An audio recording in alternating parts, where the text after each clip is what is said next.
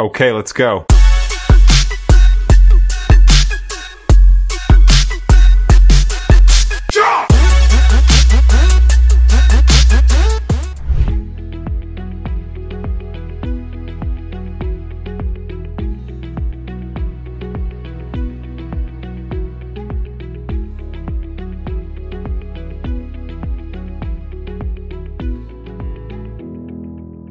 Fala pessoal, sejam bem-vindos a mais um episódio do nosso consultório de investimentos, onde a gente fala tudo sobre investimentos, mercado financeiro e traz pessoas que conhecem do mercado para te fazer pensar, porque a gente sempre fala, né? Capacidade de raciocínio é sua e ninguém tira, por isso que a gente traz pessoas para fazer você pensar, e o de hoje vai fazer o pessoal pirar a cabeça, né? Vai demorar para ler o currículo todo aí, hein, Fabio? Vai, eu tava vendo aqui, ó, o Arthur Moraes, que ele é consultor e sócio do Clube FI, professor de finanças.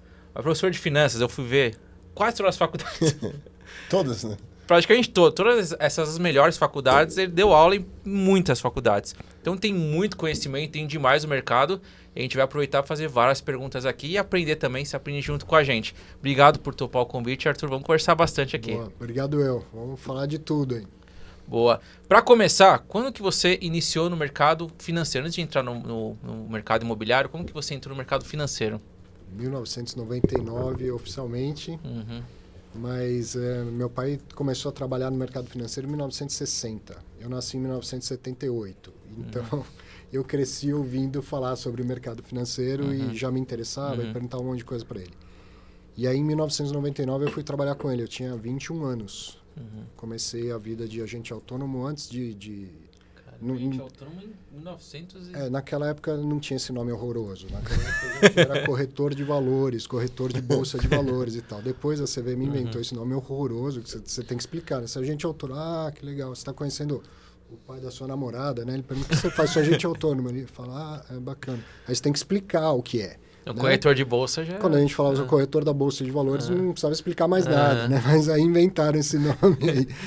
E foi assim, então, em 1999, comecei, era a época de pregão Viva Voz, era outro mundo ainda, peguei uma virada de mercado. Existia fundo imobiliário, mas eu nem sabia que existia. Então, era um outro mercado, assim, aprendi bastante e depois fui vendo um pouco da evolução.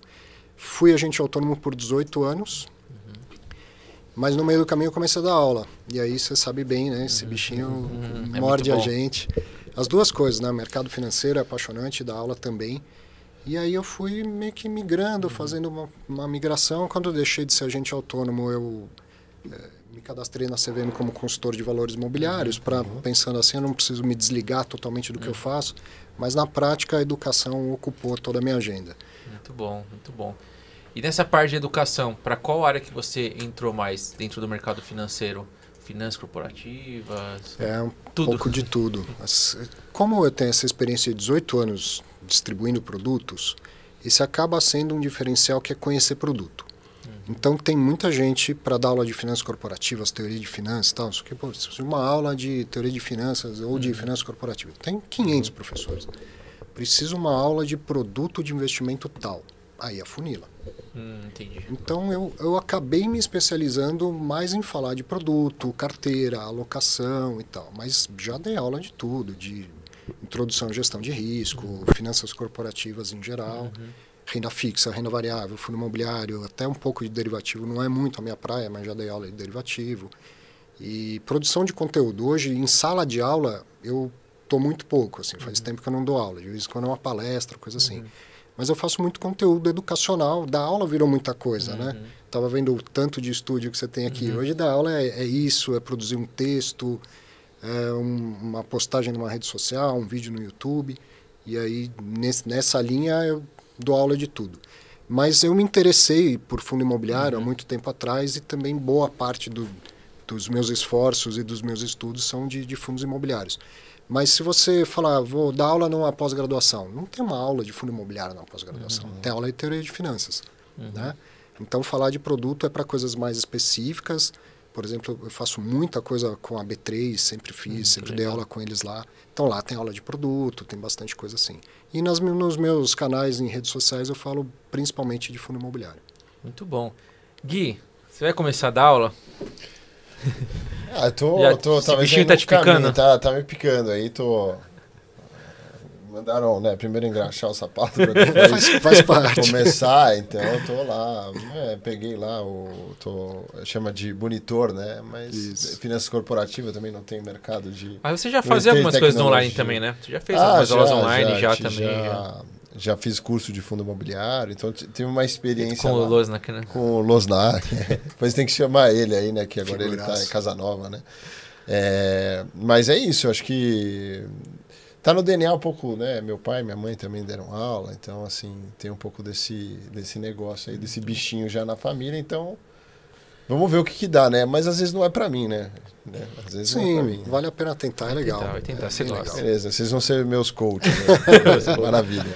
Ótimo. E o Arthur, conta aí pra gente, você contou essa sua história aí, eu lembrei agora, né? Então você... foi consultor, né? Assessor, como que era o nome antes? Corretor de Corretor de bolsa de valores. olha que Aí bonito. o teu sogro não precisava... Ele já entendia o que era. Esse cara não vale muita coisa. Isso aí. Tá bom. Não, mas corretor de bolsa de valores valia mais que a gente. Fala assim, não vale muito, mas a gente vai conseguir pagar as contas. Então tá bom. Né? Brincadeiras à parte, né? O pessoal, né? Não são todos, né?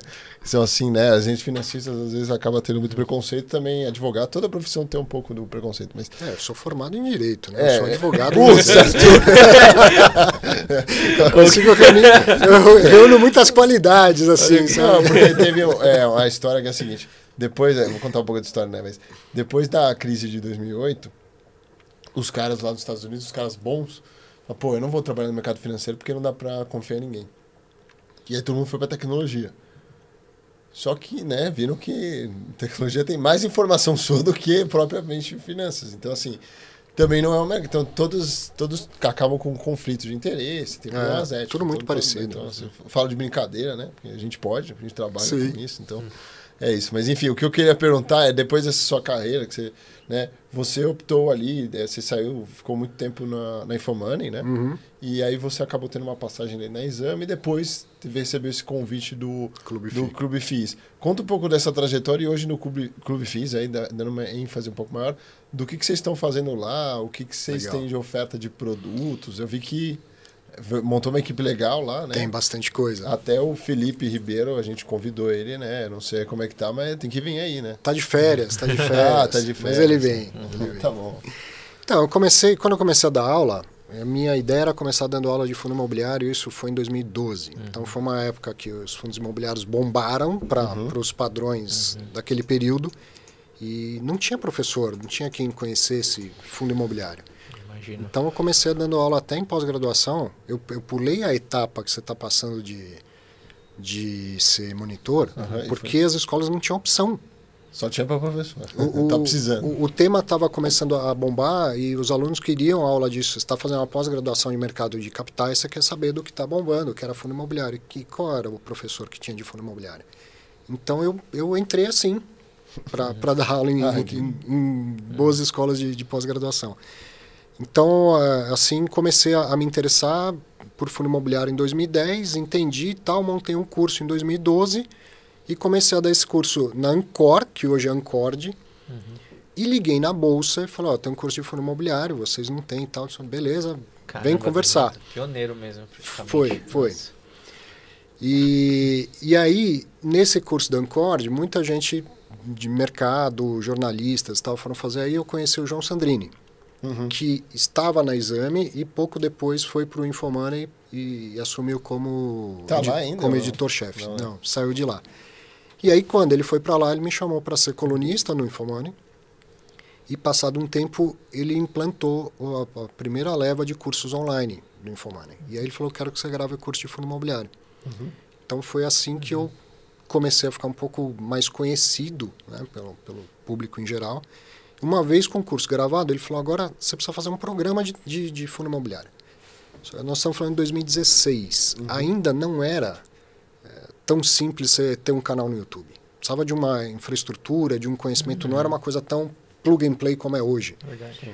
Então, também nesse sentido, fui pioneiro, porque o Infomoney tinha a estrutura toda e eu fazia lá do estúdio Infomoney, comecei a entrevistar gestores e tal.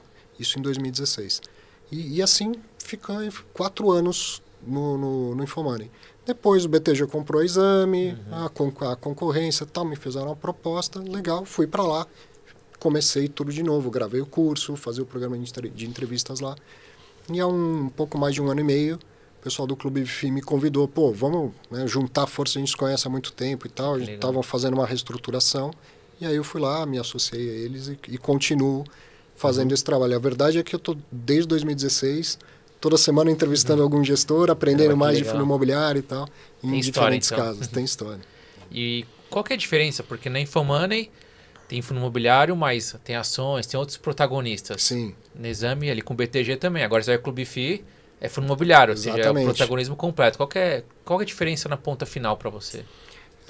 É ter essa força de um grupo mesmo, entendendo o que é o produto e dando a real importância ao produto. Eu acho que o mercado, não sei por que até hoje, o mercado como um todo, não dá a devida importância ao fundo imobiliário. Tem mais fundo imobiliário no IFIX do que companhias no Ibovespa. Verdade. Tem mais fundo imobiliário listado em bolsa do que companhias na bolsa. IPO de ações uma vez a cada ano bissexto. Bastante. Oferta pública de fundo imobiliário, todo mês tem umas 4. Sim. Certo? Certo. E, então, esse é o grande mercado. Tanto que saiu de... Quando eu comecei lá, quando eu descobri o produto foi em 2010, tinha 20 mil investidores, agora tem 2 milhões e 700. Casas de análise. Pergunta, quantos analistas de ações tem aqui? Tem 10. E de fundo imobiliário? Tem 1. Tá aumentando agora, tá aumentando. Agora vai mudar, Aí né?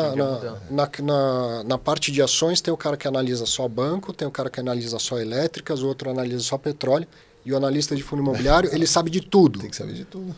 Não é? Então, FI Agro, FI Infra. o mercado de fundo imobiliário, proporcionalmente, ele já é maior do que o mercado de ações. Proporcionalmente. Tá? Em 30 anos, tem 2 milhões e 700 mil investidores, tem mais fundo listado em bolsa, tem mais fundo no IFIX do que no Ibovespa e tal.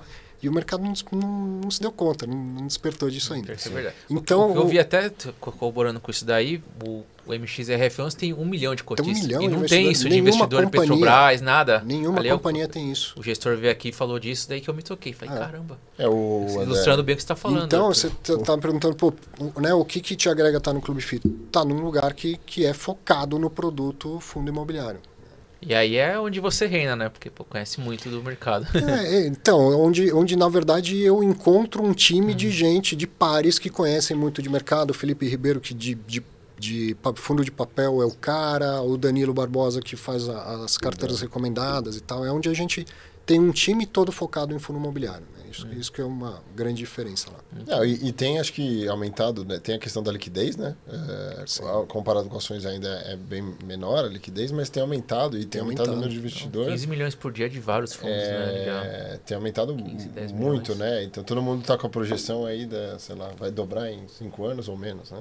Qual que é a sua projeção em termos de investidores? Cara, liquidez, acho que ele nunca vai ter a liquidez de uma ação pela natureza do produto que é comprar e carregar. Não, mas quantidade de investidores. Assim.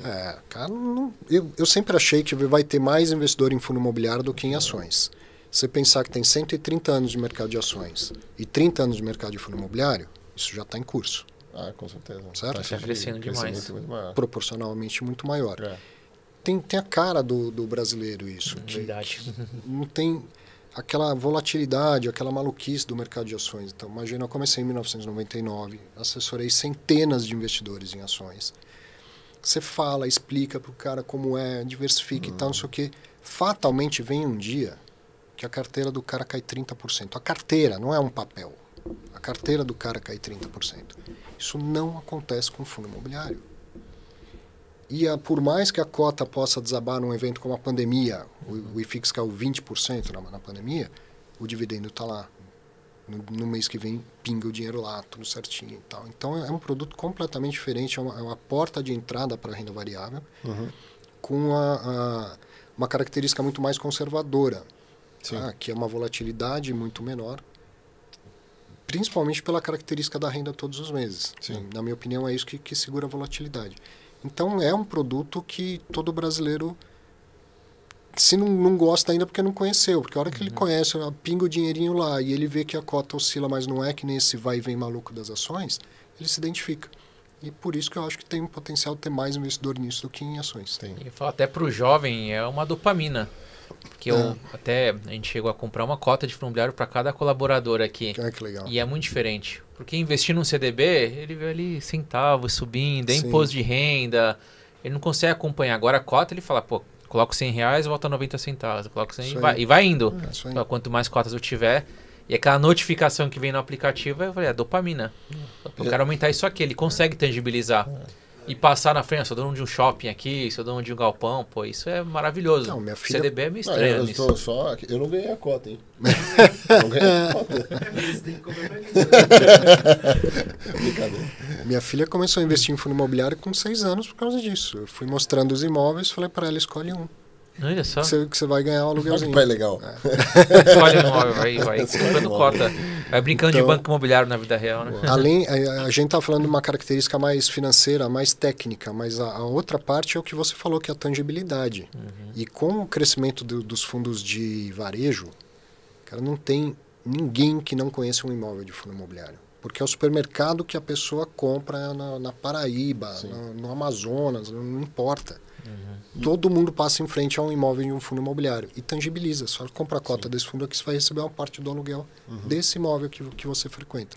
Isso também é bom demais. E Arthur, na sua visão, assim, a gente tem um público aqui que o Fábio forma, né? E também que utiliza lá a Smart Brain, que é tem muito consultor. Né? Consultor, gerente, especialista em investimento. Sim. Né? E, obviamente, do jeito que o Fábio, a escola forma ela com uma característica de fazer sempre o melhor interesse do cliente, né? Você sabe muito bem como funciona o mercado. Para ter vida longa no mercado, é assim. E é legal, a própria regulamentação da CVM impede que o consultor tenha rebate, coisa... Exatamente. Não, mas mesmo que o cara não seja o consultor do FII fixo, aquela coisa... Tem assessores que não são, né? Fica rodando a carteira, fazendo, né? Delapidando o patrimônio do cara. No mercado, né? Então tem vida curta no mercado.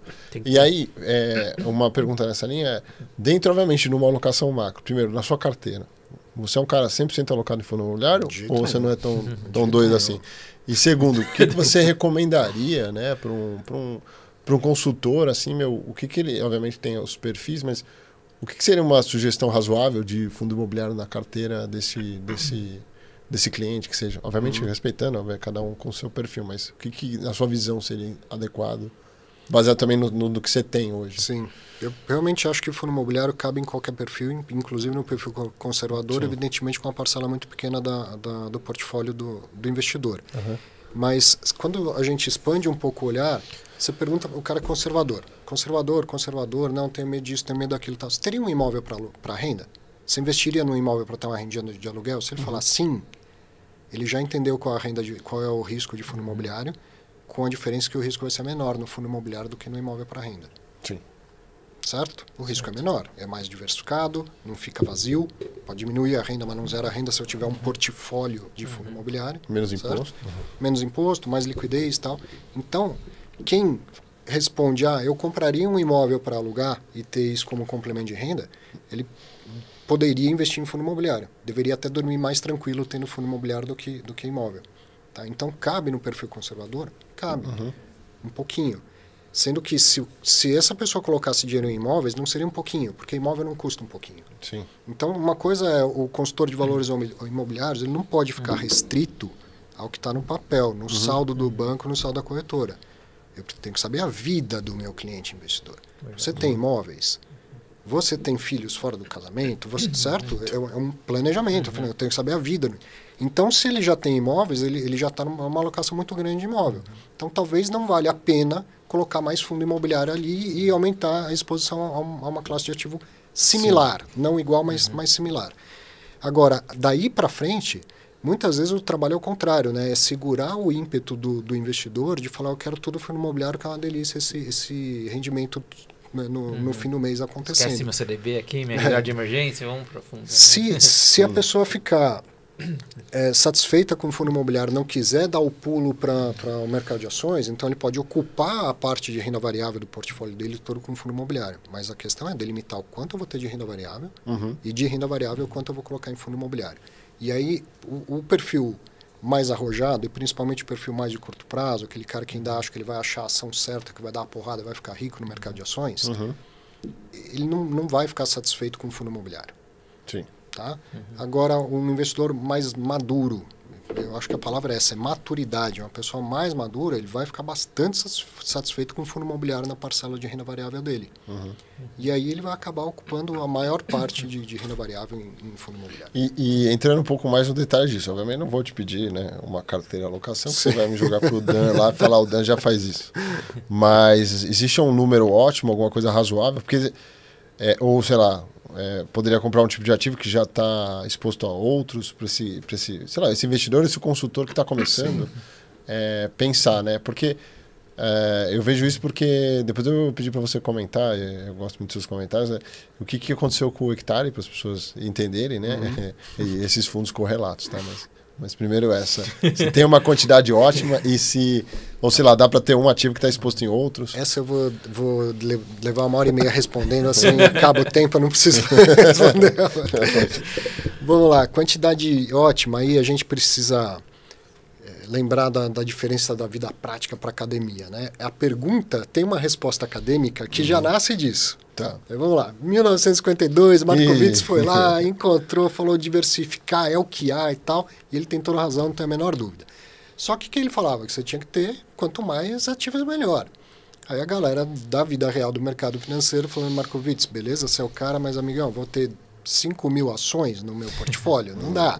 Então preciso saber quantas no mínimo, né? Eu tenho que ter, eu tenho no máximo e tal. E desde então, mais ou menos da década de 70, os acadêmicos rodam esses estudos e dá mais ou menos uns 15 ativos como um número ótimo de diversificação. Legal. Entre 13 e 15.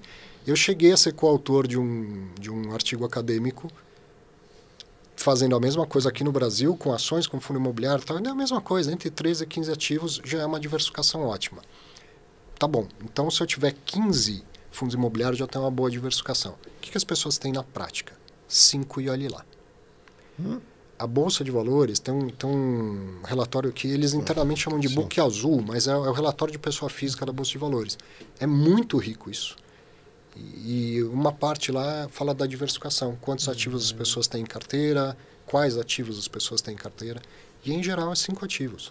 Imagina pela MXRF você tem 1 milhão, né? Bom. Todo mundo tem esse. A gente respira mercado financeiro, tem, né? Gosta de mercado financeiro, mas a maioria das pessoas, você fala, você tem que escolher 15 diferentes, já é um trabalho grande demais. Um trabalhão. Então, um consultor de valores imobiliários deveria, na minha opinião, levar o seu cliente gradativamente a uma carteira com uns 15 ativos. Legal. Tá? Então a gente tem pelo menos 5 ou 6 setores diferentes, 2, 3 ativos, 2, 3 fundos de cada segmento. É um processo. Também não adianta falar, cara, eu vou comprar 15 fundos imobiliários de hoje para amanhã. Vai devagar. Planeja e executa. Começa com 3, mês que vem ele tem 6, no outro mês tem 9, e aí chega nos 15, assim por diante. Mas esse é um número que seria importante. Porque daí você tem um nível de diversificação por segmento, por classe de ativos e tudo mais que, na prática, eu arrisco afirmar que nunca vai ficar sem renda. Se eu tiver uma diversificação de tijolo, papel, segmentos diferentes, regiões geográficas diferentes, qual a hipótese dessa renda zerar? 15 fundos diferentes. Sim. Ela vai diminuir em algumas situações. Na pandemia, no meu caso, diminuiu uns 20% a minha renda. Mas zerar... E é por isso que eu falo que quem investiria num imóvel para alugar deveria dormir mais tranquilo tendo um portfólio de fundos imobiliários. Boa. Show de bola. Acho que vai até um recado aqui para os assessores, especialistas, que tem duas classes de ativos que eles têm que olhar muito a fundo, porque está uma disputa grande entre os assessores, Sim. entre os bancos.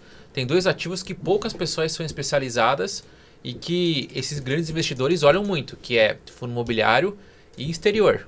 Sim. Então, se você especializar nesses 2, você vai chover cliente para você. Tem uma briga de cliente. Exatamente. Se você começar a postar conteúdo de fundo imobiliário, mostrando que você sabe do assunto, a tendência é que esses investidores cheguem até você. Por quê? O Arthur até comentou. As pessoas mais maduras, elas têm imóveis. Já conquistaram, então vamos pegar aqui mais de 40, 50, 60 anos, o dinheiro está concentrado ali, porque eles já conquistaram. A parcela mais jovem está conquistando ainda. Então imagina você entender muito de imóveis. E a maturidade é o cara que ele já não está achando que ele vai ficar rico dando uma porrada da noite pro dia na bolsa. E aí ele que vai atrair esses grandes investidores. Então tá buscando grandes investidores, começa a falar de fundos imobiliários para você ver. Então, vender um imóvel, vai chegar lá uma TED para você, um Pix de 2 milhões, que vendeu um imóvel. Sim. E todo mundo brigando ali pelo mesmo pedaço e você sozinho aqui. Então, me especializaria muito em fundo imobiliário. A Ambima também faz um trabalho sensacional, que é o raio-x do investidor. E teve um outro que agora virou um documentário, está no YouTube da Ambima, que foi o Ambima na Estrada, o Busão, uma coisa assim. Então, ali você pegando os relatórios desses trabalhos, isso que eu falo de maturidade, muita gente que hoje está em fundo imobiliário veio primeiro de um mercado com mais volatilidade. Então, o cara foi para o mercado de ações, para o mercado de opções, ele foi para aquela ilusão de que ele ia acertar a mão e ganhar. E aí, obviamente, ele perdeu dinheiro, né? É o caminho lógico dessa pessoa, e aí ele se encontra no mercado de fundo imobiliário. E aí começa a ter um portfólio e ficar tranquilo, defender o seu patrimônio. Eu acho isso impressionante. Todo mundo que está assistindo aqui é do mercado financeiro. Então vou perguntar, posso perguntar para ele? Pode, manda bala. Qual é a regra número 1 do Warren Buffett? E a número 2 é nunca esquecer a número 1. Tá. A regra número 1 do Warren Buffett é sempre ganhe mais dinheiro do que os outros? Por que você fica olhando para isso? A regra número 1 é nunca perca dinheiro, o que é impossível. Mas o que ele está falando na verdade? Proteja o seu patrimônio antes de tudo. Aí, depois que você fizer isso, proteja o seu patrimônio de novo. Nunca esqueça da regra número 1. As pessoas pensam em ganhar. E muitas vezes o assessor leva o cliente para esse caminho. Né? Ganhar é outra etapa. Primeiro é proteger o seu patrimônio. Quem atingiu uma maturidade entende isso. Até porque ele já tem patrimônio para proteger. Certo? Com certeza, com certeza. Agora vamos entrar nos segmentos. Vamos aprofundar fundos imobiliários. Vamos começar por fundo de papel. O que você acha do fundo de papel? Acho que até pegando a questão que o Gui trouxe, de fundos que deram ruim, por que aconteceu isso? E o que você acha desse mercado? Vamos começar, vamos entrar um por um aqui. A partir do momento que eu descobri fundo imobiliário, eu fui me apaixonando pela tal da securitização. Certo. Tá, e acho que para o Brasil, principalmente, isso foi o que mudou o mercado de capitais. Então, via securitização, qualquer pessoa, qualquer empresa de qualquer porte, qualquer forma jurídica e tal, consegue acessar recursos no mercado de capitais. Não precisa ser uma SA para emitir uma debenture. Eu sou uma limitada, tenho um aluguel a receber, eu consigo levantar dinheiro via CRI. Então, eu acho isso um mercado sensacional e todo mundo que pretende trabalhar com o mercado financeiro deveria entender de securitização, porque falta muita mão de obra qualificada para isso. Tá? Agora, vai ver a complexidade que é investir diretamente num CRI. Então, não tem a menor dúvida que o veículo é um fundo imobiliário, é um fundo de papel. Ah, mas eu posso comprar um fundo... Hoje a gente tem que falar fundo 175, né? Da resolução 175. Posso comprar um fundo de renda fixa e tal que vai fazer isso. Permite resgate? Você vai comprar crédito privado sem liquidez num fundo que permite resgate? Vai chegar o dia do problema. Então, a estrutura de um condomínio fechado que não permite resgate e, ao mesmo tempo, dá liquidez ao investidor é o lugar ideal desse tipo de investimento de renda fixa de crédito privado, que é complexo pra caramba. É muito complexo. Alguém conseguir analisar e entender qual é o risco que ele está assumindo ali e se aquele retorno está ajustado àquele risco. Já é difícil, no momento da oferta do produto. Dali a acompanhar isso ao longo do tempo, esquece. Um leigo não faz, um profissional de distribuição não faz, um consultor de valores imobiliários não faz. Isso é coisa para gente muito específica, que é o gestor de fundo de crédito. Então, o fundo de papel, para te levar à exposição a esse tipo de crédito privado estruturado, é o veículo ideal. É o veículo ideal. Mas o que é muito importante as pessoas entenderem? É um fundo de renda variável que tem 100% do seu patrimônio em renda fixa e cuja renda mensal varia pra caramba. Tá? O que tem lá dentro é renda fixa, mas o que sai de lá é muito variável. Muito variável. Então, se eu vou fazer alocação em fundo imobiliário para um investidor que já está próximo da sua aposentadoria ou está aposentando, fundo de tijolo. É fundo de tijolo, porque a renda do fundo de tijolo ela é harmônica. Ela varia muito pouco. A renda do fundo de papel ela é indexada ao IPCA ou ao CDI mensalmente. Então, aquilo sobe, desce e tal. E aí o que acontece? Em eventos raros, a gente tem 3 meses de deflação. O remédio de pressão não cai de preço porque teve deflação. Mas a renda do investidor cai 70%, 80%. Certo? Durante 2, 3 meses, depois volta. Então eu não posso carregar um portfólio em fundo de papel porque ele rende mais hoje, ou porque ele rende mais do que o fundo de tijolo e tal. Lembra da regra número 1 do Warren Buffett. Proteja o seu patrimônio. Certo? Você protege o seu patrimônio com diversificação. E se eu estou montando um patrimônio para renda, essa renda precisa ser harmônica. Quem quer viver da renda dos seus investimentos, ele precisa ter um mínimo de previsibilidade dela. Então, o fundo de papel tem que fazer parte de um portfólio. É a melhor forma de alcançar renda fixa de crédito privado. FIINFRA também a gente pode falar disso depois. Mas saiba que o que sai dali é uma renda que varia muito. Então, eu não posso carregar o portfólio de um investidor só em fundo de papel. Perfeito. Quando a gente olha o relatório gerencial, você consegue ter uma noção de o que é high grade, pelas taxas? Sim. Como que você olha isso? Vamos Se lá. quiser, então, a gente pode até abrir algum relatório gerencial aqui. E tem a pergunta lá dos high bomba, os HCTR e coisas assim. Pensei que você tinha esquecido. Vamos lá. Um papel aí. Escolhe um aí, Carter. Põe o... Bom, ou qualquer fundo? Escolhe o... Vamos... HGLG. Não, você quer de CRI? De papel. De papel, não. Então vê o hectare HCTR. Então, tem uma certa dificuldade em relação a como que eu sei se o fundo é high yield. Desculpa. 28% do patrimonial. 0,28 patrimonial, que incrível. Já começa a explicação aí, Arthur. Nossa, não teve jeito. Eu ia falar que eu pego um CPTS 11 para começar. Quer que mude? Não, vamos. Não. Ele é professor, ele está acostumado com lidar com problemas. A gente precisa partir da premissa de que o Brasil é high yield. O Brasil é high yield. Verdade. Certo? Então, olhando só o relatório gerencial, onde eu deveria encontrar essa informação? Eu vou ver qual é o portfólio de um fundo de papel. Então, pode clicar em comunicados e abrir o relatório gerencial mesmo. Então, se eu não tenho, maior que eu não conheço os fundos e estou vendo um fundo de papel, quero saber se ele é high yield ou não, nem sempre vai estar escrito esse termo. Nem sempre vai estar dito que é um fundo mais arriscado e tal. Aliás, vamos lembrar que high yield deveria chamar high risk. High yield é papinho de publicitário, de gente de marketing, certo? Junk bonds. É o risco muito mais alto do que a média do mercado. Então, se a gente for descendo aí, em algum lugar de todo o relatório gerencial, eu encontro um resumo do portfólio de papel, né? No caso de um fundo de papel. E aí ele vai dizer lá, esse papel paga IPCA mais X, o outro paga CDI mais tanto e tal. Em tese, batendo o olho aí, eu já deveria saber. Desce um pouquinho, ali, ó. Indexador, IPCA mais 10,6. Isso, aí tem um resumão, né? É o resumão. Então, em média, os papéis aí pagam IPCA mais 10,6. Isso. A gente está gravando aqui numa época em que um tesouro IPCA está pagando IPCA mais 6. Se eu olho um título de crédito privado pagando IPCA mais 10, não me parece nenhum grande absurdo essa diferença. 4 pontos percentuais. Tá certo? Certo. Isso é a dificuldade no Brasil. Porque esse é um fundo high yield bomba. Coisas muito, muito, muito arriscadas. Só que boa parte dessa carteira foi montada numa época em que o Tesouro IPCA não pagava IPCA mais 6. Pagava IPCA mais 3, IPCA mais 4. Então, num contexto, a gente está falando de 6, 7 pontos percentuais acima do título público. Então, qual que é o meu critério para entender se o negócio é high yield, se ele é muito arriscado? Certo. Qual é o spread de risco em relação ao título público? O problema é que a remuneração do título público oscila muito, como tudo no Brasil oscila demais. Tá?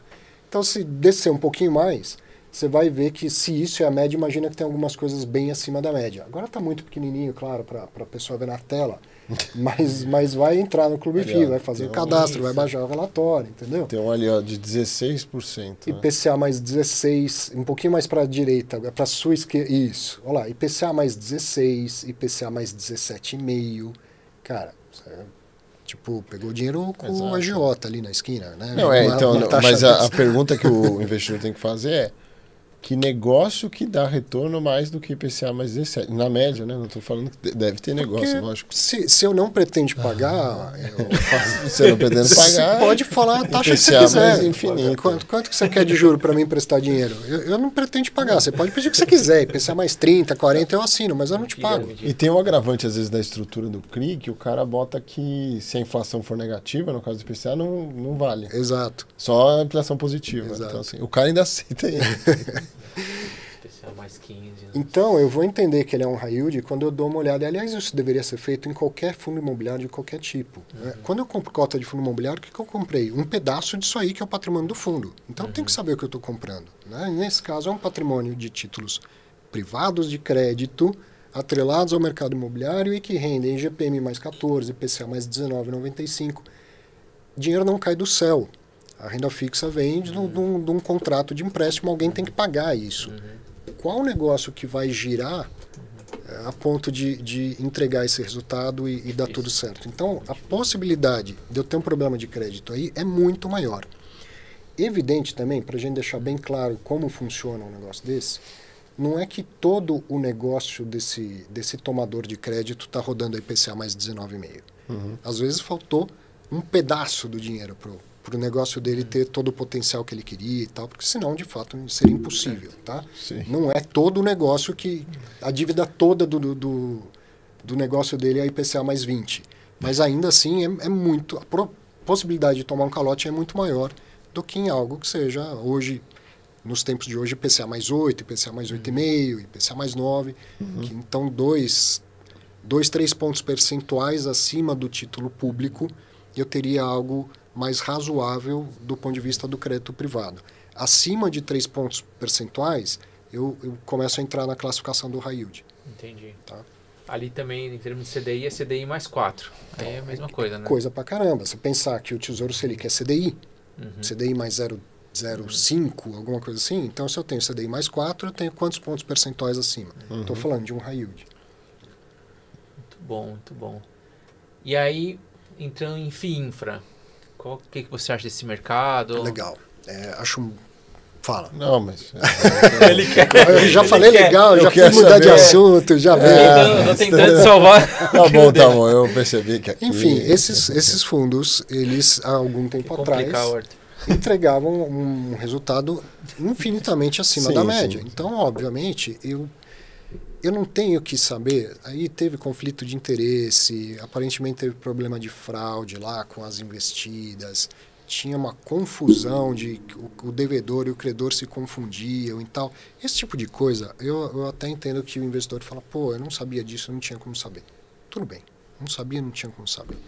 Mas se os fundos imobiliários em geral estão pagando, sei lá, 0,8 ao mês, e tem 4, 5 fundos que estão pagando 1,5% ao mês, você não precisa saber qual é o problema. Tem problema. Verdade. Ou aconteceu ou vai acontecer. E é isso que eles querem, é bem isso que eles querem, né, quando olha rendimento. Ganhar dinheiro e perder peso nunca vai ser fácil.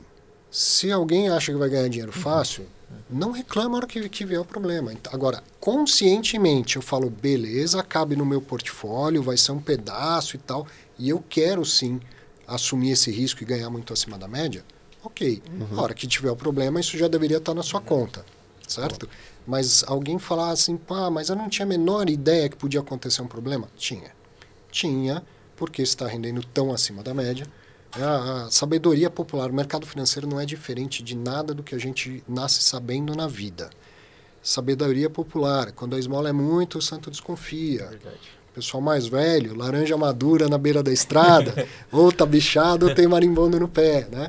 Então é isso, intuitivamente qualquer pessoa, não precisa ser do profissional do mercado financeiro, deveria saber que se algo está rendendo muito mais do que os outros, tem alguma coisa estranha. Eu vou comprar um carro zero, e aí tem uma concessionária falando assim, não, compra esse aqui, que eu estou vendendo 40% mais baixo do que toda a concorrência. Deu ruim. Pior ainda, não é nem uma concessionária. Pô, aí você compra, o carro tá batido, torto, zoado, roubado, aí você fala, fui enganado. Não, você é o crime de estelionato, ele tem a concorrência. O advogado falando agora, ele tem a concorrência da vítima. Né? Pô, você deveria saber, existe um mercado, existe uma média para você comparar. Você está achando que vai ter uma vantagem muito superior a todo mundo no mercado, Tem você está problema, assumindo tem esse que risco. tentar cheirar mal o E negócio. você trouxe um ponto importante do high yield, que a Ambima tem que ficar de olho, tem que mudar mesmo o termo. Vamos bater nesse sentido. Não, mas é que muda- o high yield, termo pra mim, internacional, ó, né? me é corrija se eu high tiver- risk, tem que colocar high risk Não, no se vocês relatório, acabou. Me, Que high yield parece bom, me é alto corrijam rendimento. se eu estiver errado, mas É o bom. high yield é uma maneira pomposa de falar o que é o junk, né? Sim. Que é o título podre. Isso. Quer falar high yield é mais bonito que falar que podre, né? Mas tem que mas pro investidor que está buscando dividendo, ele fala que é high yield, é alto rendimento. Ele põe lá no Google Tradutor, alto rendimento, acabou. É, então, tem que mudar o termo, sei lá, botar High risk. investidor qualificado. Não, acho que não, acho que Não. é demais. Mas o Pegar no pé da Ambima pra mudar. o HGCR, se a gente comparar só para o Sim, investidor então ter vamos uma... lá, vamos para um fundo que não é high yield. Não é high yield. Esse é do Pátria, né? Agora Pátria, né? Credit Suisse agora Pátria, HGCR. Ali nos... A gente vai Comunicados. vai ver uma coisa bacana. E aproveitando até, a gente viu o PVP, o quanto você acha que o PVP é importante? Acho Pra que é indicador. bastante importante. Índices, é um índice, né? Índices não contam história, ninguém toma decisão só por causa de um índice. E entendendo como eles são calculados, eu dou a devida importância. Show. Então, o valor patrimonial de nada é cravado exatamente aquilo. E engana-se quem acha que de um fundo de papel é muito mais acurado do que de um fundo de tijolo. Lê do engano. Se for um fundo de renda fixa de títulos públicos, tem marcação a mercado, o valor patrimonial está exato. Como que marca mercado um título que não tem mercado? Não sai negócio. Tem que chamar a Ambima aqui para entrevistar. E lá tem uns matemáticos bons lá que eles estão fazendo. Pega fundos. É verdade isso. Esse é um fundo que provavelmente tem operações estruturadas, os Kinea principalmente. Sim, sim. O que é a operação estruturada? A própria gestora vai lá, você é empreendedor do mercado imobiliário, você precisa de 50 milhões, eu tenho um fundo de bilhão, esse fundo tem 1 bilhão e 600 de patrimônio. Eu falo, 50 milhões é pouco para um fundo desse. Você precisa de 200 milhões, sei lá. Ele vai lá e fala, eu pego tudo. A gente vai estruturar do jeito que eu quero, com essas garantias e tal, não sei o quê. Eu te dou todos os 200 milhões e eu sou o único detentor do CRI. A partir do dia seguinte, tem marcação a mercado desse CRI no fundo. Só que nunca sai um negócio, nem vai sair, porque eu tenho a totalidade dos CRIs. E aí o valor patrimonial do fundo de papel está sendo marcado a mercado, de um papel que não tem mercado. Entendi. Então essa marcação ela é tão subjetiva Sim. quanto Tijolo. um tijolo. Outro nível de subjetividade, mas ela também é subjetiva, É. ela está longe de ser matemática. Ela é menor. Eu Sim. diria que ela é bem menor. Bem menor. Aonde está a subjetividade? O papel saiu hoje, então uma NTNB comparável está pagando IPCA mais 6, esse aí saiu IPCA mais 9, eu tenho 3 pontos de percentuais de spread. Na marcação ao mercado, essa diferença de 3 pontos ela vai ser levada até o fim do título. Como se a percepção de risco do mercado nunca fosse aumentar ou diminuir em relação ao título público. Então, ao longo do tempo, além da percepção mudar, o próprio papel ele vai mudando de característica de risco. Se nada deu errado, a gente já passou, por exemplo, metade do prazo, quanto já voltou de amortização, quanto que o LTV, essa garantia que está na tela aí, proporcionalmente já aumentou. O valor da garantia ainda é estático, só que o valor da dívida é muito menor. Então, o papel foi ficando menos arriscado. Então, esse spread deveria ter caído. Na marcação ao mercado, ele deveria estar valendo mais. Mas, provavelmente, ele continua mantendo aquela marcação histórica de 3 pontos percentuais. Então, esqueci, o VP, valor patrimonial, obrigado, de um fundo de papel, ele está longe de ser um negócio matemático, bonitinho, é exatamente Quebrou isso. paradigmas, né, Arthur? Porque a grande maioria utiliza isso, ó, papel muito mais próximo ao VP do que tijolo. E FOF? O FOF é mais próximo, próximo. quando ele tem marcação ao mercado. Agora, se eu tenho um FOF que, por ser um investidor profissional, ele tem lá 10, 15% do patrimônio dele em fundos sem liquidez, então é a mesma coisa. Ele tem marcação ao mercado bonitinho, você coloca a planilha no Excel daquilo que sai negócio todo dia em bolsa. Mas tem determinados fundos que tem 5 cotistas, o FOF é um deles, não sai negócio.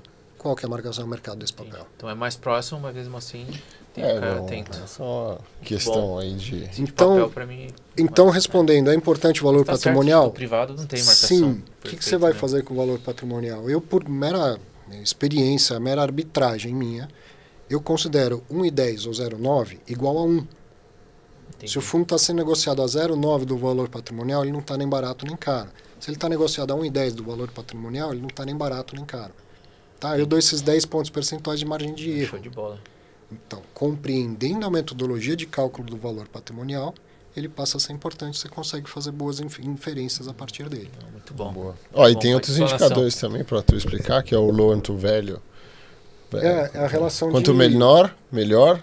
Explica pro nosso ouvinte aí, Arthur. É o valor do empréstimo em relação ao valor da garantia.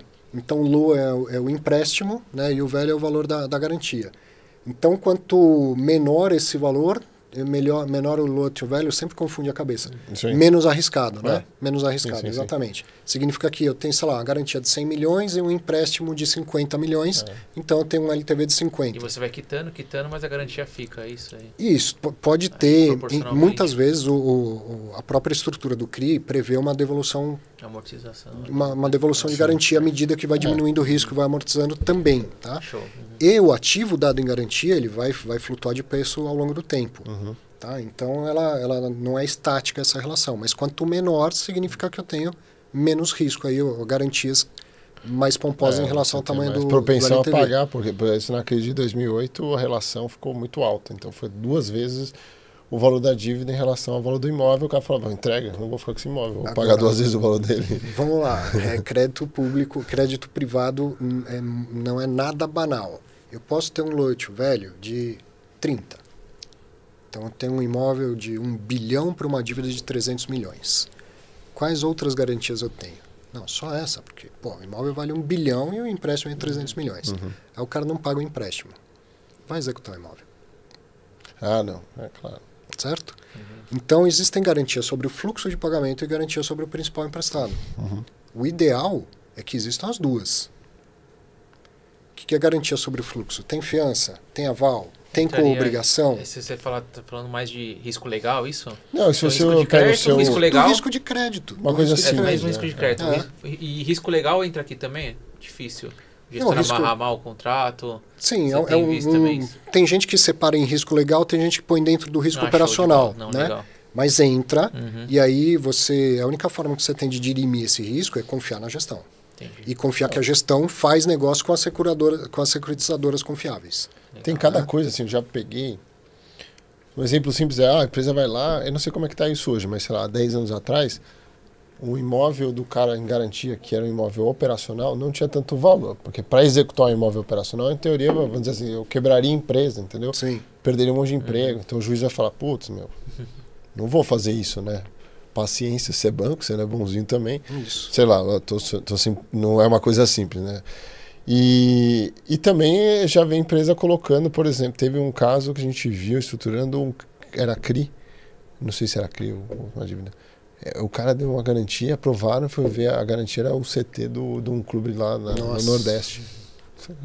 E você tem que fazer uma diligência muito grande, entendeu? Exatamente. Então, para o investidor, que nem você falou, analisar que ele comprar, ele teria que, além de entender muitos termos ali, não só de finanças, mas também de juridiquês, ele teria que também visitar para ver realmente, né? Porque tem que ver se é aquilo mesmo. Então é complicado. Então o gestor está fazendo isso e fazendo negócio com a securitizadora que ele confia que faz isso. Então, índices não contam história. O LTV é um índice e ele está dizendo aí, esse fundo ele é mais conservador, ele tem um LTV de menos de 50%. Vamos mais para baixo. Isso é legal. Pode ir. Bala. Todo relatório começa com uma história, com uma conversa do gestor. Vamos achar aquela carteira e mais para baixo a gente vai ver mais detalhes sobre garantias. Aí já tem um resumão. Pode ir, vamos chegar numa tabela. Aí, olha lá, mesma que a gente viu do outro. Qual que é a rentabilidade média desses papéis? IGPM mais...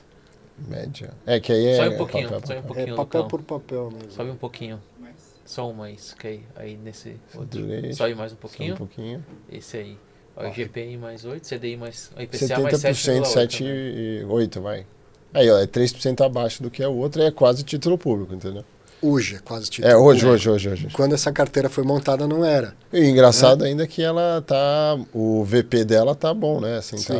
tá em linha. Então, é isso que é difícil. Poderia batendo o olho, eu falar isso é high yield, isso é high grade, mas o nosso título público também oscila tanto de rentabilidade que eu tenho que entender em que circunstâncias essa carteira foi montada. Entendi. Tá certo? Se foi quando o Tesouro IPCA e NTNB estava pagando IPCA mais 3, essa carteira eu chamaria de high yield, tá certo? 4, quase 5 pontos percentuais acima. Sim. E ela não é. Né? A gestão desse fundo é conservadora. Então, só batendo o olho por causa da instabilidade do nosso mercado, eu não consigo saber. Então, vou olhar mais para baixo, aí vou ver. E Arthur, isso aqui, essa marcação ao mercado é como se ele estivesse marcando os títulos mesmo ao mercado ali. É isso, né? MTM. Ele está fazendo MTM e IPCA, então como se aquilo é na curva.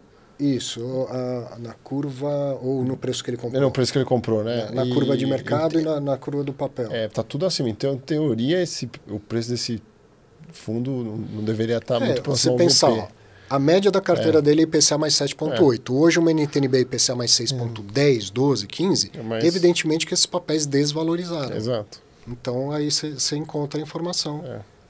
Até batendo o olho lá, tá acima do valor patrimonial, não deveria, talvez, não sei. O papel caiu, né? O papel caiu, então o valor patrimonial do cara devia cair também. Deveria cair. E é por isso que você fala que não é tão fácil. Não. Isso, vamos um pouquinho mais para baixo. O investidor olhar uma tabela dessa aí. Não é fácil. Pode ir bem mais para baixo, vai começar a aparecer fotos. Aí, pode parar em qualquer um deles aí. Vamos ver as garantias, ó.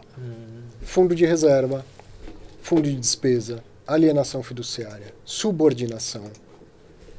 Tudo isso, eu estou falando de garantir o fluxo. O cara parou de pagar. Isso é um CRI pulverizado, né? Tem um monte de famílias que estão pagando o financiamento desse imóvel. Desse monte de famílias, algumas fatalmente não estão pagando. E o investidor do CRI pode nem estar sabendo, porque tem uma série de garantias, de proteções em relação a essa falha de fluxo. Já tem um dinheiro reservado para isso. Se faltou aqui, entra dali. Já tem um excesso de spread. Então, o operador aí, o empreendedor financeiro está pagando IPCA mais 12 e o CRI foi montado IPCA mais 10. Então, esses 2 pontos percentuais vão montando um colchão, um spread. Isso é garantia sobre o fluxo. Se depois de esgotado tudo isso o negócio azedou, aí a gente vai para a briga de executar um imóvel.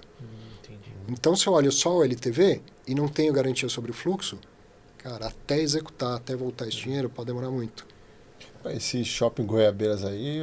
Já está zero do PL, né? Ele já foi dado praticamente prejuízo. Então, esse cara aí eu vi ele em 2012, tá? Chegou até a mesa lá, Goiabeira. Depois eu vi, estava no fundo da Red também, né? Sim. E foi, enfim... O shopping está no HGBS. GBS. Isso. GPDI, mais 7,5. A gente tem fundos com mais de 10 anos já, 12, 15 anos de história. Né? Tá ficando velho. Bom, vamos lá. Você tinha perguntado do FIINFRA. Que é tanto assunto, tanta coisa para aprender sempre. Todo dia. É uma aula aqui, né? É uma aula mesmo. FIINFRA. Entrando em alguns assuntos que a gente não vai puxar aqui. Quando eu estava falando aqui que o CRI ou o CRA é um negócio extremamente complicado para as pessoas avaliarem, até o profissional de mercado, quando a gente vai para debênture incentivada, aí, meu amigo, eu sei que um monte de gente vai me matar aqui, mas eu acho o ativo mais mal precificado do mercado brasileiro. Debênture incentivada. Tem umas palavrinhas que, quando conjugadas nesse país, têm efeito hipnótico. Chama isento de imposto de renda. O investidor, quando ele ouve essas 3 palavrinhas conjugadas nessa sequência, ele se sente hipnotizado, ele para de raciocinar. Então, é isento de imposto de renda, é isso que eu quero. Isso o quê? Aonde você está colocando seu dinheiro? É uma debênture. Tá bom, é uma debênture. Você está fazendo o quê? Prestando dinheiro para uma empresa. Quais as garantias? Eu não sei. E muitas debêntures são clean, mais uma palavra bonitinha. Debênture clean, deve ser cheirosinha, brilhante e tal. Clean é sem nenhuma garantia. Faz o teste você. Vai até o banco e fala: eu queria um dinheiro emprestado e eu não vou dar nada de garantia. Aí você me fala de chamar a polícia ou segurança, ou se eu te oferecer uma taxa de 20% ao mês. E por que você vai emprestar a um spread ridículo em relação a um título público, sem nenhuma garantia para uma empresa por um prazo de 10, 15, 20 anos? Então, para mim, é o ativo mais mal precificado do mercado, é a debênture de infraestrutura. Aí vale mais pegar um CDB que paga 120 CDI, mas tem a FGC por trás de algum... Por exemplo. Entendi. Por exemplo. Então, se eu quero investir em debênture de infraestrutura, o veículo é FIINFRA. Condomínio fechado, cotas listadas em bolsa. Por quê? Porque eu não vou ter dor de barriga lá dentro na gestão, uma corrida de saque, nada disso. Tá? E vou preservar a isenção de imposto de renda, tanto no rendimento quanto no ganho de capital se eu vender cotas.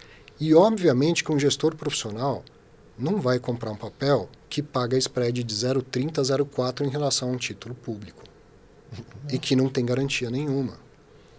E tem muita gente que está assistindo isso agora, tem um monte de assessor querendo me matar. Ah, com certeza. E tem um monte de cliente que na cabeça, né, do tem um monte de assessor. investidor que está descobrindo agora que fez esse tipo de investimento. Que está emprestando dinheiro sem nenhuma garantia por 15 anos para ganhar 0,3 a mais do que um título público. Não, mas o título público tem imposto de renda. E daí? Tem liquidez também. Né? O outro ele é isento de imposto de renda, quem tem prejuízo também é isento de imposto de renda. Tá certo? Dá mesmo. Não dá para... Investimento não é só o quanto algo rende, caramba, é o rendimento ajustado pelo risco. Então, eu preciso começar conhecendo o risco. E não tem empresa que não quebra. Você empresta dinheiro numa debênture por 15 anos, caramba. Certo? Então, investir em debênture faz sentido? Faz para determinados perfis que já esgotaram, por exemplo, a sua alocação de 1 milhão no FGC, tá? E que vão encontrar numa debênture retorno ajustado ao risco. Se é para dar 0,30, 0,40, 0,50 de spread a um título público, não faz o menor sentido fazer isso. Então, você vai fazer isso via FIINFRA. Via FIINFRA. Show. Certo? Show. E aí tem algumas opções. O mercado que está crescendo também. Tá. Qual que é o que falta para esse mercado? FIINFRA ou FIAGRO? Quem é o FIINFRA na fila do pão? Como investimento é retorno ajustado pelo risco, qual que é uma forma bacana da gente enxergar isso? Agora vamos falar um pouco mais técnico.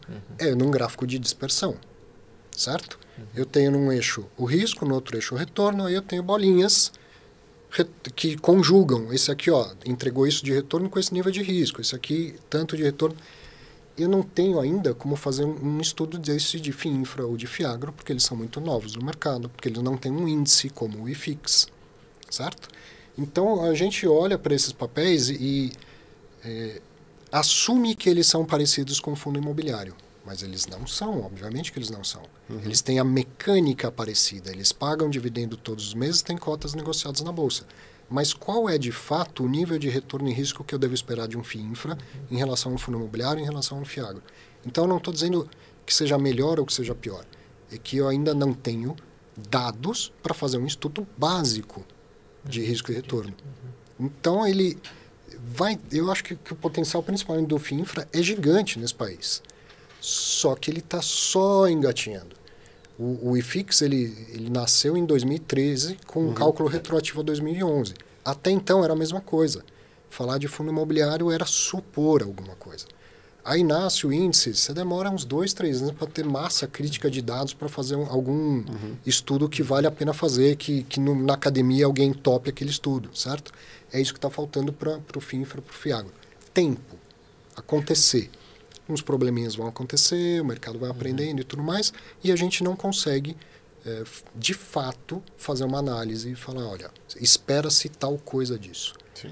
Não é isso rende mais do que fundo imobiliário. Isso, gente, página 2 de qualquer livro de finanças. Se você ainda está escolhendo o que rende mais, se é profissional de mercado financeiro, procura outra profissão.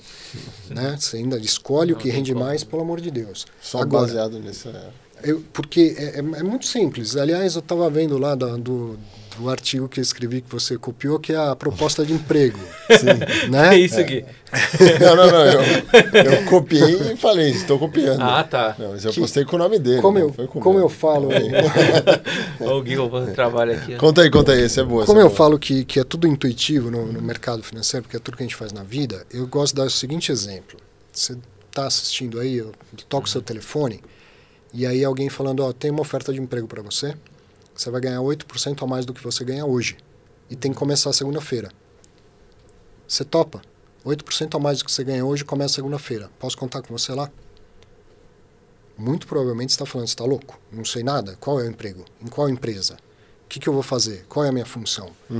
Então, na vida normal, real, ninguém toma decisão baseado só no retorno.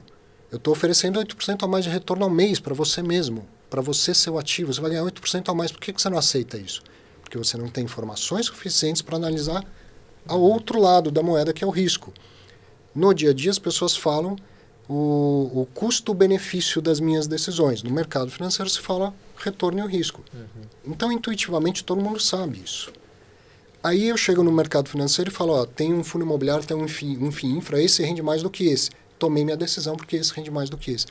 Cara, é tão absurdo quanto aceitar um emprego sem saber qual é a empresa, qual é a função, qual é... Faz entendeu? sentido mesmo. É isso. Então, é página 2 do livro de finanças, saber que não é por quanto rende que se escolhe um investimento. Né? Show de bola. E como você conhece bastante esse mercado, até comentou de FIX, você acha que vai vir alguns outros índices focado em tijolo, focado em papel? Você acha que tem alguma coisa próxima? Tem, pela iniciativa privada já tem, né? A Tivio já tem alguns índices, o índice de tijolo, o índice de papel, e logo a gente vai ver índices setoriais. Na B3, não sei dizer se vai vir em breve. Né? Porque é bastante coisa. Como eu falei, tem mais fundo imobiliário do que ação, tem mais fundo imobiliário no FIX e tal. Mas olha, fundos imobiliários, aí pega o IFIX, o IFIX deu tanto, sendo que tem muita coisa. Só que a gente está abordando aqui é muito mais. Mas já tem um índice só de papel, não da B3, mas tem da Tivio, tem um índice só de tijolo, mas precisa ter um índice só de logística, um índice só de, sei lá, varejo, coisas assim, né? Show de bola. Então o FII Infra, a gente comentou, Fiagro, você deu uma palhinha também, mas consegue avançar um pouco mais a sua percepção sobre o Fiagro, que é mais arrojado, os retornos, como que você olha esse mercado? Vou falar sério para os dois, FII Infra e Fiagro. Tá. Primeiro, fundo imobiliário foi o sucesso que é. Um dos motivos a gente falou aqui é o dividendo todos os meses. Por que um fundo imobiliário tem dividendo todo mês? Porque ele nasce no mercado imobiliário, principalmente explorando o negócio de locação. Então você me paga o aluguel todo mês e eu te entrego parte disso, né? Tiro os custos e te entrego isso todo mês. É da natureza do negócio que está sendo empreendido no portfólio do fundo. Fez sucesso, outros produtos começam a literalmente copiar. Inclusive o Tesouro Nacional, com o Tesouro Renda Mais e agora o Tesouro Educa Mais. Dois produtos, na minha opinião, maravilhosos, inclusive. Mas é da natureza do agro pagar todo mês? É da natureza da empresa lá, do Project Finance, da empresa de infraestrutura, pagar todo mês? Provavelmente não. Sente agro, né? Será que não estão dando uma martelada nesse fluxo de caixa para fazer esse dinheiro entrar todos os meses? Então, primeiro, o fundo imobiliário, ele distribui por regra semestral, mas ele consegue dar essa marteladinha e fazer cair todos os meses. Não necessariamente no negócio que está lá por trás do Fiagro, no negócio que está lá por trás das debêntures de infra, esse fluxo mensal encaixa direitinho. Mas os gestores estão fazendo um esforço para que isso faça. E quando eu comecei no mercado de fundo imobiliário, assim, a acompanhar, e quando eu comecei a entrevistar gestores, que eu falei que foi em 2016, tinha muito gestor que eu via, gestor de fundo imobiliário. Falei, e aí, cara, fala da sua carreira. Não, trabalhei na mesa de crédito do Citi por 10 anos, depois eu fui para o JP Morgan e trabalhei com o mercado de ações e tal, e eu ficava esperando quando que ele ia falar que ele trabalhou com imóvel. Qual é a experiência dele com imóvel, já que ele vai fazer a gestão de um fundo imobiliário. Tá bom? Fiagro é a mesma coisa. Você pode ter o gênio de renda fixa, de análise de risco de crédito e tal, não sei o quê, do maior banco do mundo. Se ele não entende agro, ele não sabe mensurar o risco. Se ele não sabe mensurar o risco, ele não sabe mensurar se o retorno está ajustado ao risco. Show. Tá? Sim. Então, quem é o gestor do meu Fiagro, o quanto ele entende de mercado agro? Começa daí a análise. Alguns você vai encontrar. Opa, realmente esse cara entende de agro, é uma casa especializada em agro e tudo mais. A partir daí começa a análise. Depois disso, é fazer a lição de casa de entender um pouco mais do agro. Então tem lá desde o produtor até o cara que beneficia, o cara que distribui e o cara que chega na... O agronegócio é você comprar cápsula de Nespresso, você está dentro do agronegócio. Então eu posso ter um CRA que emprestou dinheiro para Nestlé, eu posso ter um CRA que emprestou dinheiro para o produtor de café. Níveis de risco e retorno completamente diferentes. Então, qual é o mais high grade, qual é o mais high yield? É entender minimamente esses negócios, conseguir diferenciar, assim como a gente conseguiu diferenciar um fundo imobiliário mais arriscado de um menos arriscado no mercado de papel, a mesma coisa tem que acontecer no Fiagro. Muito bom. Baita explicação. Vamos sair um pouco de papel e vamos entrar agora no tijolo. Quer ver que legal uma coisa que eu falei? Entra no KNIP11, por favor. fundo de papel tradicional, gigante, patrimônio. Eu gosto ali de baixo que mostra o resumo do setor, do segmento, é bem completo o Clube FI nesse No sentido. menu à esquerda, você vai dividendos. E aí, um pouquinho mais para baixo, clica em todo o período. Esse é só para assinante, todo o período. Mas tudo bem, todo aí eu acho que já é o suficiente. Cada barrinha vermelha aí é um mês de distribuição de dividendo. Tá vendo como oscila? É um fundo de papel, só tem renda fixa aí dentro. No entanto, a renda que sai daí de dentro varia todos os meses.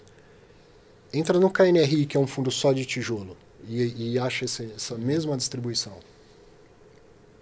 Então, tijolo renda variável, tijolo é equity. Seria. Certo?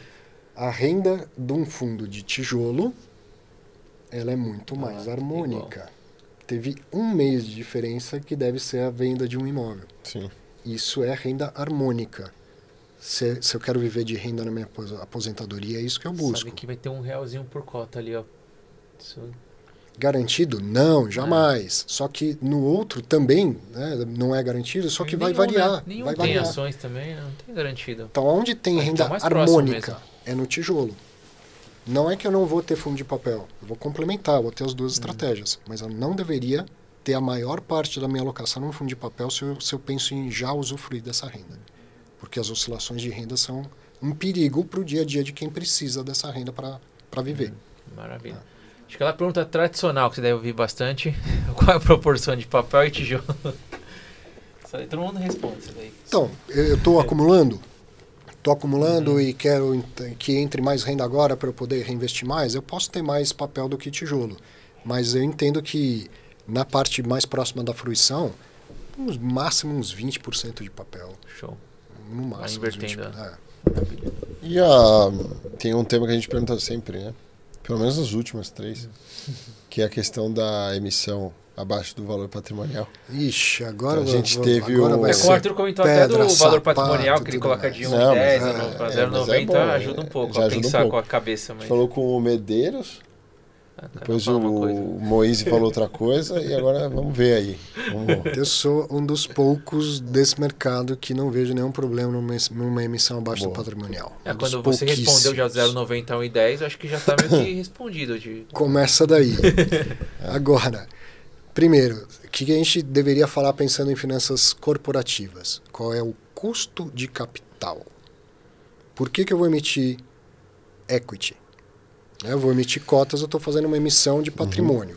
Qual é o custo de capital? Hoje, mais do que nunca, os fundos imobiliários têm também facilidade de tomar dinheiro emprestado, via securitização, tem toda uma estrutura, mas consegue. Então, finanças corporativas, qual é o custo ponderado do capital? Uma companhia pode tomar dinheiro emprestado, pode emitir ações, e ela procura o seu melhor WACC, certo? O custo médio ponderado. O WACC ali. Custo médio ponderado do capital. Você acha que é só para provinha que você estuda isso? Isso. Qual é o seu custo médio ponderado de capital? Né? CMPC. Então, se isso vale para uma companhia, vale para um fundo imobiliário. Qual é o custo de capital desta emissão? Qual é a alocação pretendida dessa emissão? Qual é o retorno esperado dessa alocação? Então, se o retorno é maior do que o custo de capital, a emissão é bem sucedida. Eu não posso julgar uma emissão pelo primeiro ato dela, que é o preço da emissão das cotas. Vai emitir essa cota, vai emitir cotas para levantar recursos para fazer o quê? Após a alocação dos recursos, eu consegui manter ou aumentar a rentabilidade do meu fundo sem mudar o nível de risco do portfólio dele, a emissão foi bem sucedida. Então eu emiti com desconto em relação ao valor patrimonial, mas eu também comprei bons ativos com certo desconto em relação ao preço dele no mercado. Então, só que a conta fechou. A conta fechou. Agora, como virou coisa de rede social raso, como a rede social, parece um tabu, emitir abaixo patrimonial é ruim para o cotista. O que o gestor pode fazer que o cotista nem se dá conta? Ele não emite. Ele vai lá e toma uma dívida. A IPCA mais 9,5, 10, 12. É detrator para o patrimônio do fundo. É uma dívida muito cara. Não vai gerar resultado. Vai aumentar o risco do fundo. Então, todo mundo vai ficar feliz porque ele não emitiu abaixo do patrimonial. Então, a discussão correta é qual o custo de capital dessa emissão, qual é o retorno esperado do investimento que vai ser feito, decisões de financiamento, decisão de investimento. certo? E isso é o quê? Finanças corporativas que a gente está falando. Mas não é na rede social, com o seu influencer de estimação que você vai ouvir falar disso. Você falou aqui no começo, gente, é questionar, estudar, sair da desgraça da rede social Sim. e estudar finanças. É isso que vai fazer de alguém diferente. Eu vejo bastante vídeo, top 5 fundos imobiliários, e aí você vai ver lá como que é PVP. Cara, Top 5. Top 5 baratos. Aí todos estão abaixo com PVP abaixo de 1, ó. Tá aqui os 5. Fábio, certificação, que eu acho importantíssima. Não distingue ninguém. Não. Iguala a todo mundo. O que distingue é parar de seguir bobalhão na rede social e estudar finanças. Isso distingue as pessoas. A certificação ela é importantíssima, ela melhorou a qualidade do mercado financeiro como ninguém, mas não é porque eu era CPA 20 e passei a ser CEA que eu me distingui. Ali, pronto, não tem... Eu me igualei a todos os demais CEA. Eu me distingo porque eu estudo e porque o meu cliente fala, eu confio no que essa pessoa está falando, porque ele demonstra segurança, porque ele tem conhecimento de mercado. Bom, no ranking tá 2 contra 1. Então você não é o único. A segunda, teve um que a emissão é só o começo da história. Concordou. Eu tendo a responder essa pergunta, não sei você, Fábio, mas desconfie daqueles que dão soluções simples para qualquer problema. Para problema complexo. Daí tá errado. Vamos lá, quais segmentos que você prefere? Tem algum segmento que você tem mais alocação? Shopping, galpão? Cara, eu ainda tenho uma alocação muito grande em escritórios, porque eu sou tiozinho no mercado de fundo imobiliário. Quando eu comecei a investir nisso, o mercado de escritórios era 50% do mercado de fundo imobiliário. Chegou a ser 50%? Caramba, achei que era um pouco menos. Então, a minha posição em fundos de escritório hoje ela ainda é grande, porque ela não foi diluída o suficiente. Ela foi montada numa época em que fundo grande, com liquidez, com diversificação, era fundo de escritório. Entendi. Então ela foi montada nessa época. Então não é que é o meu predileto, também não é que eu não goste, mas eu tenho há muito tempo que eu não compro fundo de escritório ou compro bem pouco, porque na verdade eu preciso diluir essa participação no meu portfólio. E de tempo em tempo, novos mercados vêm sendo bem explorados, né? Novos segmentos, por exemplo, o varejo, a renda urbana, que quase não tinha em fundo imobiliário, tinha fundo de shopping, mas não tinha renda urbana. E surgiu um segmento até então muito interessante, dando bons resultados com uma arbitragem muito bem feita entre o mercado financeiro e o mercado imobiliário. Mas eu gosto bastante de shopping, gosto de logística, gosto de renda urbana, gosto mais de tijolo do que de papel. Não é que eu não gosto de papel, eu compro títulos públicos para mim. Minha alocação em papel é soberana. Então, eu tenho lá uns 25% de fundo de papel, high grade, né, é o meu perfil de ser, mas onde eu realmente gosto de investir em fundo imobiliário, em fundo de tijolo. E aí eu procuro diversificar. E tenho olhado com um certo carinho para os fundos de residencial para renda. Tem um caminho muito grande para acontecer ainda no Brasil. Mas aí, se a gente olhar a relação do preço sobre o valor patrimonial, eu estou comprando participação em apartamentos muito bem localizados por preço muito baixo. Pode ter um ganho dessa diferença? Sim, não é no curto prazo. Entendi. Mas pode acontecer um ganho dessa diferença. Então, se eu fizesse uma comparação imobiliária, estou comprando apartamentos nas melhores regiões da capital de São Paulo, por 12, 13 mil reais o metro quadrado, 15 mil reais o metro quadrado, quando eles estão negociados no mercado real a 25, 30 mil o metro quadrado. Tem oportunidade. Mas é um pedacinho bem pequeno do meu portfólio. Maravilha. E tem os outros também, o fundo de hotel, cemitério, né, que a gente viu.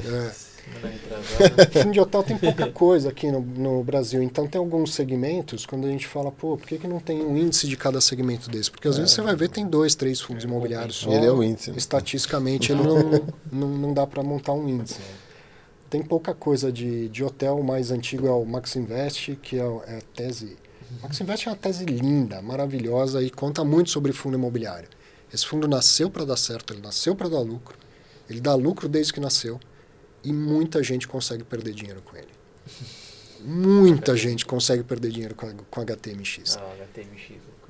Então ele foi criado numa época que o mercado de flats estava assim a preços absurdamente baixos. O fundo foi criado, captou 15? recursos. 2015, é isso? 2011, se não me engano. 11? Não, 2011 ele começou a vender. Então ele é de 2009, por aí, 2008, 2009. Ah, tá. Não, que 2015 teve outra depressão de preço nisso aí. Esse fundo ele compra salas. Salas não, quartos de flat, como se falava antigamente e tal. Só que geralmente ele é majoritário, ele tem muitos no prédio. Então o gestor comprou muito barato no meio de uma crise, entende muito de hotel, então aquele negócio, o cara foi head da mesa de renda fixa do Bradesco e faz gestão de um fundo de hotel, não vai dar lucro, tá? Quem faz a cogestão disso é o Hotel Invest, mas uma consultoria especializada em hotel, tá? Então o cara comprava muito barato, melhorava a rentabilidade só pela própria gestão que ele sabia fazer melhor do hotel, e aí esperou o mercado recuperar. A hora que o mercado recuperou, começou a vender. A hora que ele começou a vender, o que acontece com a distribuição de renda do fundo? Começa a aumentar pra caramba. O que as pessoas fazem? Se ele está distribuindo mais renda, eu vou pagar mais caro na cota. Cada vez que ele fazia uma distribuição extraordinária, eu deveria entender que a próxima tende a ser menor, do ponto de vista de receita ordinária. Eu tenho 300 salas de hotel, vendi 10. Então, a receita ordinária do mês seguinte é sobre 290 salas. Eu deveria fazer uma leitura de que o rendimento tende a cair.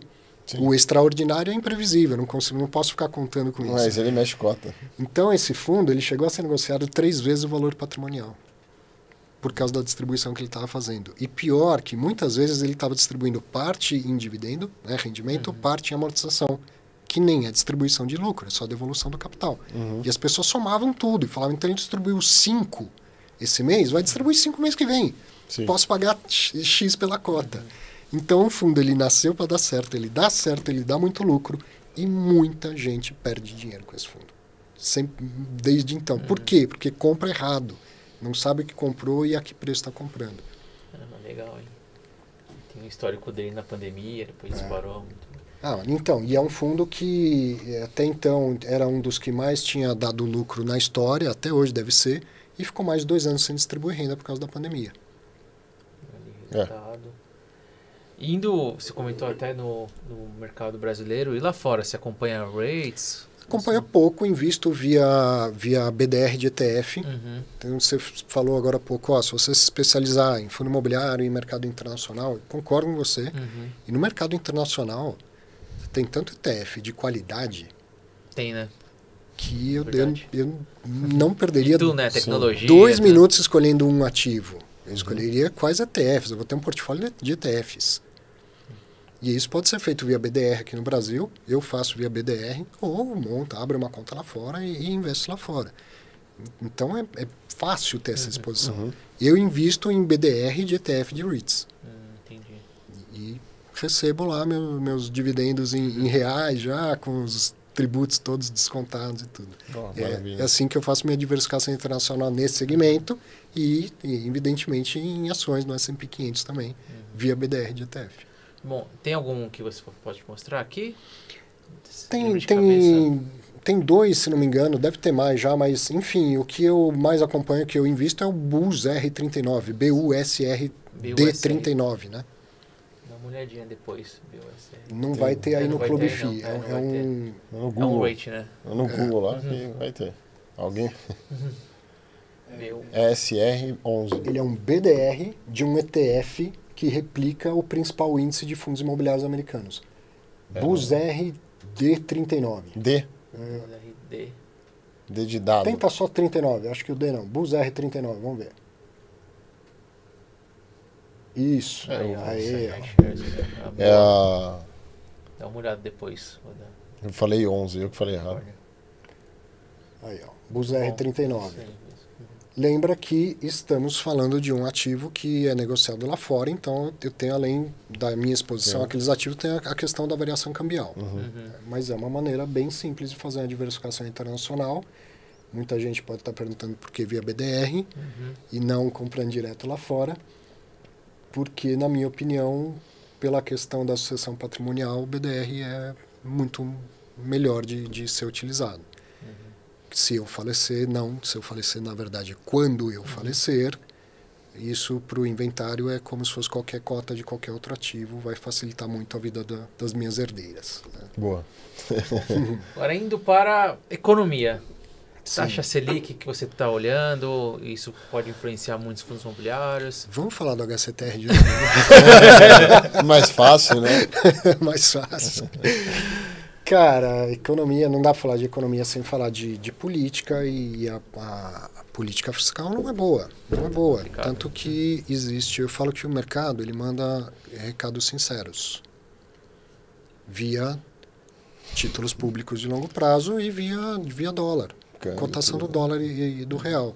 A taxa Selic, ela é uma decisão de um grupo de burocratas bem qualificados e, quero crer, bem intencionados, certo? As outras taxas, a rentabilidade dos títulos públicos, é uma decisão de um coletivo chamado mercado, que não precisa reportar a ninguém, que não tem meta para cumprir, tenha que buscar ganho real no longo prazo. Verdade. Certo? Então, essa história não bate, o CDI cai e a taxa de longo prazo de uma NTNB subindo. Não é que a verdade está aqui e a inverdade está aqui. Não é isso. Não é isso, tá? Tem algum ruído aí no meio. Até o Stuberger errou. É verdade. Tá certo? Até o Stuberger errou. Mas a gente precisa verificar esses sinais. E se eu vou desconfiar de alguma coisa, eu posso escolher desconfiar do mercado, de um coletivo, que é de gente do Brasil, de fora do Brasil, gente que entende muito, gente que entende pouco, mas é esse coletivo que é o mercado. Sim. Ou de um grupo de burocratas que é o Copom, achando que dá para baixar a taxa de juros de curtíssimo prazo que é a Selic. Não está condizente essa história. Apesar de que 10,5% está longe de ser pouco.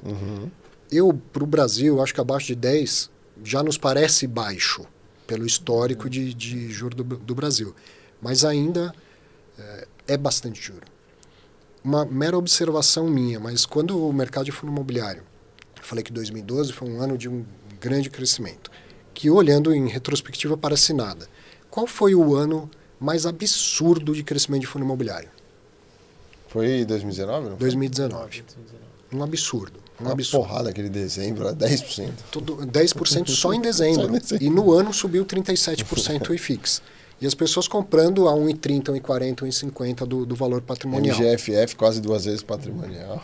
Esse é um dinheiro, cara. Você pensa em comprar um fundo imobiliário pagando 1,30, 1,40 do valor patrimonial, tem gente precisando desse dinheiro. Doa para uma ONG. Vamos passar o Pix aqui. Ao invés de doar para o mercado, doa para uma ONG. Exato. Entendeu? Exato. Tem gente precisando mais desse dinheiro do que a contraparte que vai vender o papel para você.